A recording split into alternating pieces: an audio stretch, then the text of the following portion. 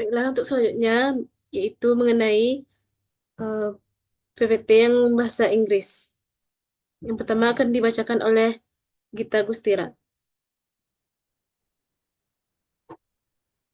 Okay, thank you to moderator. Can be termed into several points. Number one, governance law. Two, state administrative law. Three, state administrative law. Four, state administrative card and state administrative card. Five, administrative Reg and Bestur Reg or Bestur Kunde. Six, administrative law. Seven, Verwaltung Reg. Uh, Eight, Roid administrative. Some of the term administrative or Bestur Reg are interpreted as government and some are interpreted as administration. The terms administration contain a broad meaning which is not just implementation law but includes service and protection, state power after deducting laws and justice. The term administration is too narrow in scope. The term governance has a narrow meaning. Implementation laws only governance in a broad sense.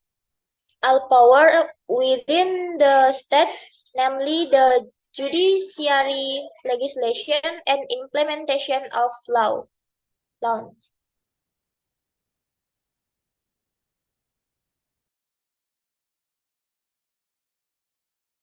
Baiklah, terima kasih kepada Gita. Selanjutnya dilanjutkan oleh Syarvina. Syarvina, dipersilakan. Okay, thank you. Uh, the second point is definition of human right.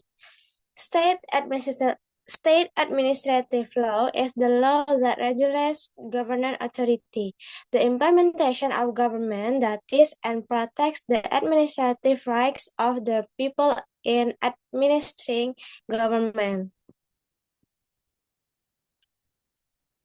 Definition of state administrative law, according to several experts. Number one, Groves and Lee say that state administrative law is the totality of what government officials in the executive environment can and cannot do. Number two, Serdan and Stroing said that the essence of state administrative law is the relationship between the state and the people. State administration has the power to influence the legal position of the people and the direct and organized social relation in all their form in various fields. Number three, Peter Kant said that state administrative law is a branch of the legal framework for public administration.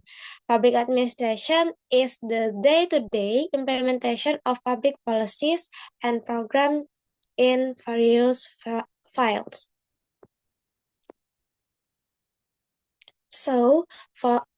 From several expert opinions above, it is found that state administrative law, HAN, is a branch of law that regulates the relationship between the government or state administrative institution and citizen or other legal subjects in the context of public administration. Then the definition of HAN covers various aspects related to administrative processes, government organization, decision-making procedure, as well as the protection of the rights of individuals and legal entities in their interaction with the government. In more detail, HAN refers to the legal rules and norms that regulate, number one, government organization and structure.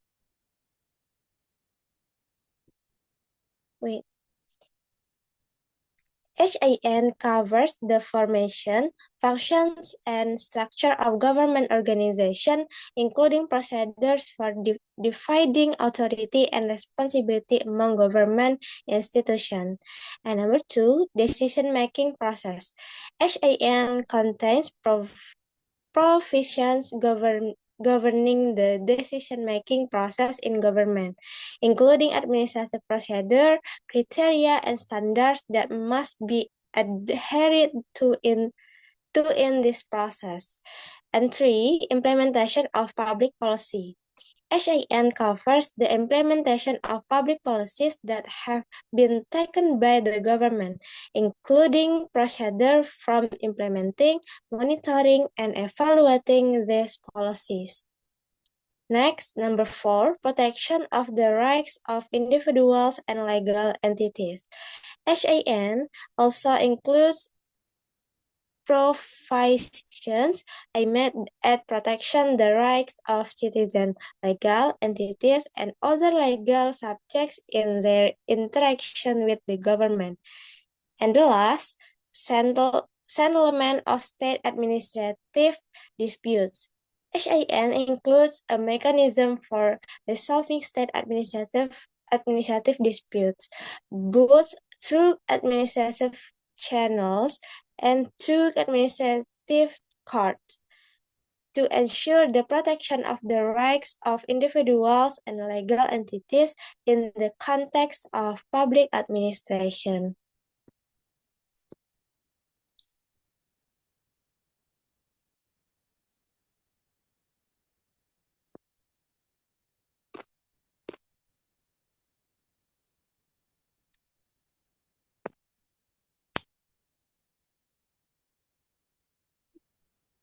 Baiklah, selanjutnya akan dilanjutkan oleh Anissa Saputri.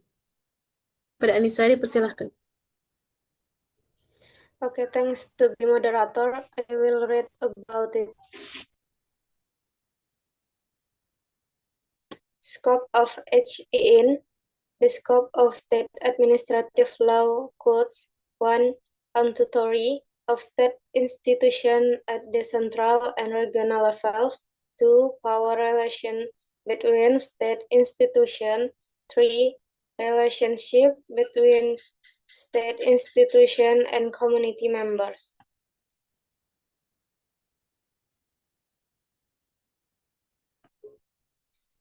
The scope of state administrative law, according to Van Vollenhoven in his book entitled Omtrek van het Administrative Parts, provides a scan regarding state administrative law, which the entire legal framework as follows: a constitutional law.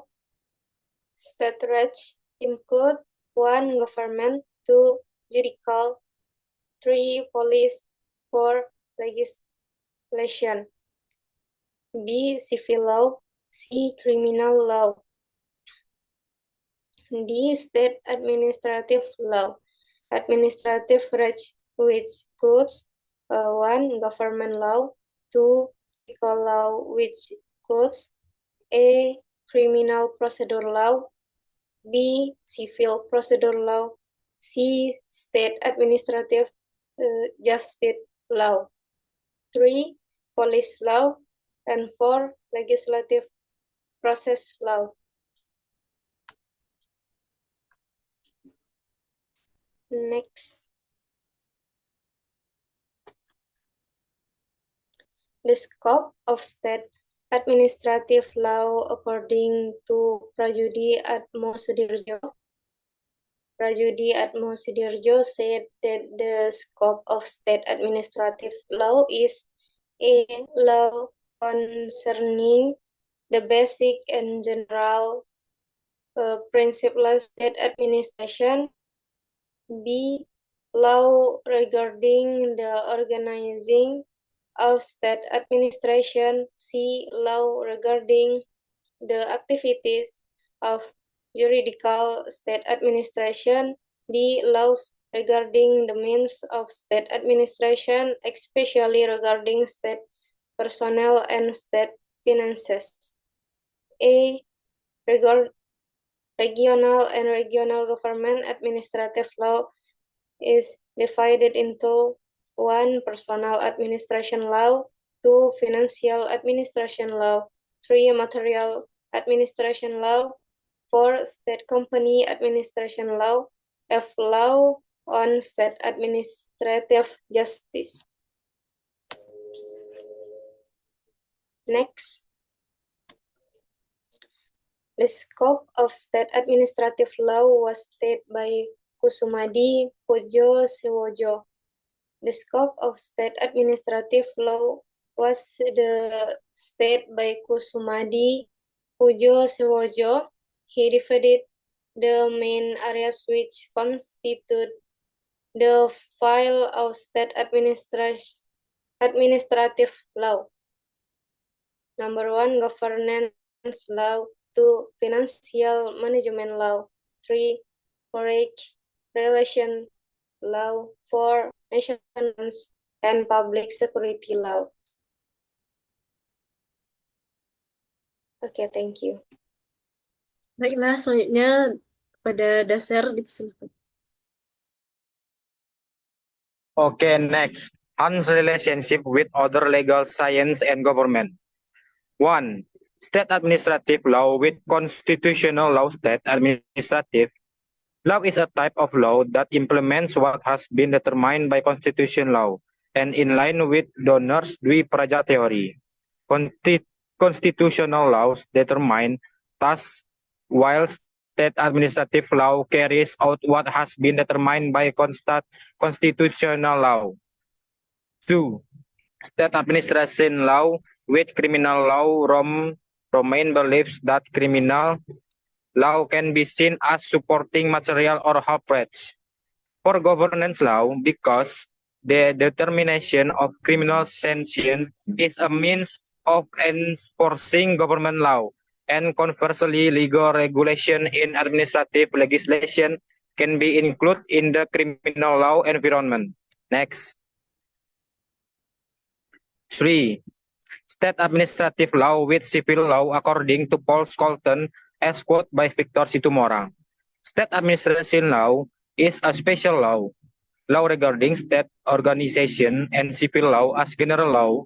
So there is a relationship between state administrative law and civil law. If A, the time or period of adoption of appointment of civil law rules to become state administrative law rules. B, state administrative bodies carry out action authorized by civil law. C, a case is controlled by civil law and state administrative law, meaning the case must be resolved based on the provision of the state administrative law. Next. 4. State administrative law with administrative science. Dimok and Dimok state that as a study, state administration discuss every aspect of government activities intend to implement the law and influence public policy. As a process, state administration is all the steps taken in completing work. And as a file of complaints, state administration organize and direct all activities carried out by people in public institutions. Baiklah, terima kasih pada dasar. Soalnya akan saya lanjutkan source Han. Type of source of state administration law. A material source of law. The source of material law is the place where the law is taken. Source of material law are factors that help shape law. For example, socio-political relation, socio-economic situation, religious view, and moral resulting from the scientific research, international development, and geographical condition. This material law is used as a basis for resolving problems that occur in society by enforcing the law.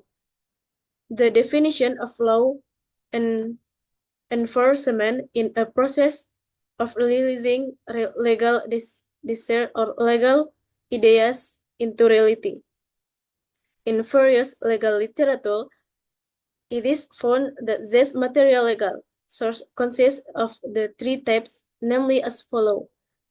One, historical source of law, the most relevant source of law from a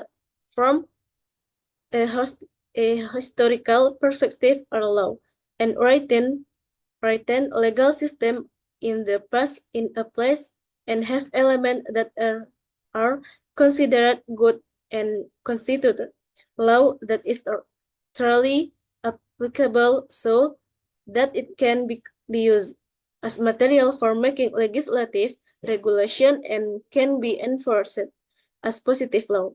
Meanwhile, document and other information introduce the law that applied in the past. Appledom calls it a source of legal recognition. Example, Majapahit inscript regarding Gajah Mada Palapa, what regarding unity in diversity. 2. Source of sociological law. Legal source in the sense include social factor that influence the content of positive law.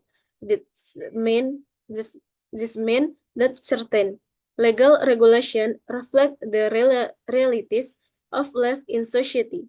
The reality of life in society as a sociological basis includes the tendencies and hope of society, because the factors that influence the content of this regulation are very complex, namely involving economic, political expert, psychologists, religious expert, and so on, in addition to legal experts themselves. 3. Source of philosophical law. According to Marbon and Mahfoud, 2006, from a philosophical perspective, there are two important issues that can become source of law, namely, 1. Measures to determine that something is fair. 2. Factors that encourage someone to submit the law. B. Formal legal source. Formal legal source are also defined as place or source from which a regulation obtains legal force. According to Read 1, the source of state administrative law in this formal sense consists of statutory regulation, state administration, practice or unwritten law, jurisprudence, and doctrine. Legislation law as a source of formal law for state administrative law include laws in the material sense, namely all statutory regulation from the highest level to lowest level, the content of which are binding on every resident. Law as a source of state administrative law are very important source of law as also stated by CGN. First, then next, state administration practice custom and writing law according to Bagirmanan as a written rule or written law. Legislation has limited reach, merely a moment to name the political, economic, social, culture, and dividends element that have the greatest influence on when it was formed. It is therefore very easy to become out of that when compared in the increasingly rapid change in society. Among administrative law writers, this unwritten administrative law is manifested in the general principle of proper government from its historical background. This general principle of proper government are categorized as unwritten administrative law, not born from the state administration action, but emerged and became norms for state administration action. Jurisprudence. According to Jimli Asidiki, there are 7 types of source of constitutional law in the file of constitutional law. E. unwritten constitutional values. B. The Constitution both its preamble and articles. C. Written law and regulation. D. Judicial jurisprudence. E. Constitutional conference or constitutional convention. F. The doctrine of legal science which has become used commissionis opinio doctrum. G. International law that has been ratified or has come into force as customary international law, Jimli Asidiki. The definition of jurisprudence above show that jurisprudence is the study of legal values, and legal values contain legal teaching. According to the Big Indonesian Dictionary, jurisprudence is defined as a legal teaching given by the judiciary and written in the judge's decision. This understanding is in line with the opinion of Professor Subekti, who stated that jurisprudence is a court or judge decision that has permanent legal force. Camille, 2004. Doctrine, the definition of doctrine according the opinion of legal scholar is the opinion of a person of several legal scholars who are well known in the science. This doctrine can be the basis for the judge's consideration in handing down his decision. Doctrine not only applies in national legal relation, but also in the international legal relation. In fact, doctrine is the most important source of law. Oke, terima kasih. Sekian presentasi dari kami, presentasi berbahasa Inggris. Saya sebagai moderator, apabila terdapat kesalahan, saya mohon maaf. Dan saya sudahi dengan Assalamualaikum warahmatullahi wabarakatuh. Waalaikumsalam warahmatullahi wabarakatuh.